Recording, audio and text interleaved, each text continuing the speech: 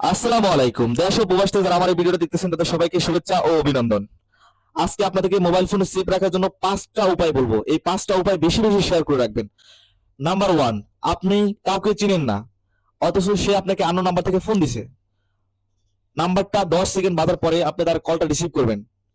1 মিনিটের ভিতরে তাকে ভেরিফাই করবেন সে আপনার পরিচিত কিনা, নাকি কোনো স্ক্যামার, নাকি কোনো হ্যাকার। 1 মিনিটের ভিতরে তাকে যদি নিশ্চিত করতে না পারেন তাহলে 1 মিনিট শেষ হওয়ার আগে ফোনটা কেটে দিবেন। নাম্বার 2, আপনি আপনার ফোনে হঠাৎ করে কেউ মেসেজ করে বললো যে ভাই আপনি কেমন আছেন, সাথে সাথে রিপ্লাই দিতে যাবেন না। এতে আপনার ফোনের অ্যাক্সেস নিয়ে আপনার ব্যাংক অ্যাকাউন্ট শূন্য করে দিবে, আপনার বায়োডাটা যা আছে সবকিছু নিয়ে যাবে 1 সেকেন্ডের ভিতরে। এটাকে বলে ইথিক্যাল হ্যাকিং। এই হ্যাকিংটা ইদারিং বাংলাদেশে বেশিরভাগ ঘুরতেছে।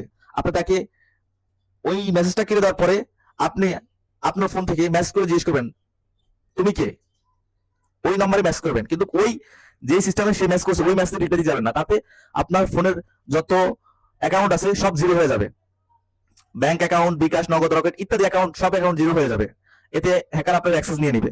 নাম্বার 3, আপনি হঠাৎ করে কোনো ব্রাউজার স্ক্রলিং করতে করতে ফেসবুক, ইউটিউব, টিকটক, ইনস্টাগ্রাম বিভিন্ন ইত্যাদি অ্যাপসে আপনি রিলস দেখতেছেন, হঠাৎ করে দেখতেছেন কোনো অ্যাপস আপনার সামনে চলে আসছে, ওই জায়গায় নক দিবেন না। তাতে আপনার ব্যাংক অ্যাকাউন্ট হ্যাক হয়ে যাবে, আপনার মোবাইলটি হ্যাক হয়ে যাবে, আপনার মোবাইলটা কোডিং এর মাধ্যমে হ্যাক করে নিয়ে আপনার অ্যাকাউন্ট জিরো করে দেবে। নাম্বার 4, আপনি হঠাৎ করে অজানা নাম্বার থেকে কল, মেসেজ দুটো পেয়েছেন, কিন্তু আপনি তাকে চিনেন না। আপনি ওই মেসেজ কল ধরবেন না, আপনি সাথে সাথে আপনার ফোনটি ফ্লাইট মোড দিয়ে আবার অন করুন। এতে কি হবে, নেটওয়ার্ক কয়েক সেকেন্ডের জন্য ডিসকানেক্ট হয়ে যাবে, তার কারণে আপনার মোবাইলের সবকিছু নিরাপদ থাকবে। নাম্বার 5, আপনি হঠাৎ করে কাউকে চিনেন না, বললো ভাই আমি একটা ফোন দিব, তাকে ফোন দিবেন না।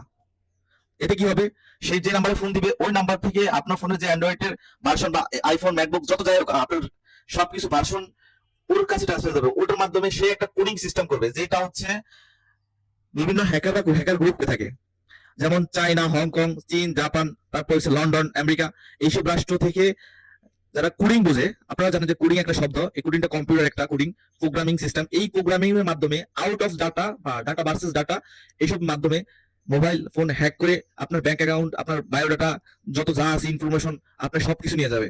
তাই বেশি বেশি ভিডিওটা শেয়ার করবেন, লাইক করবেন। আপনারা আমাকে উৎসাহ দিবেন আরো আপনাদেরকে ইনফরমেশন দিতে, আমি সাহায্য করব। ধন্যবাদ। এমডি আলিফ, আইমান আলিফ ফেসবুক পেজ, ইউটিউব চ্যানেলে জয়েন হয়ে যান এরকম ভিডিও পেতে। ধন্যবাদ।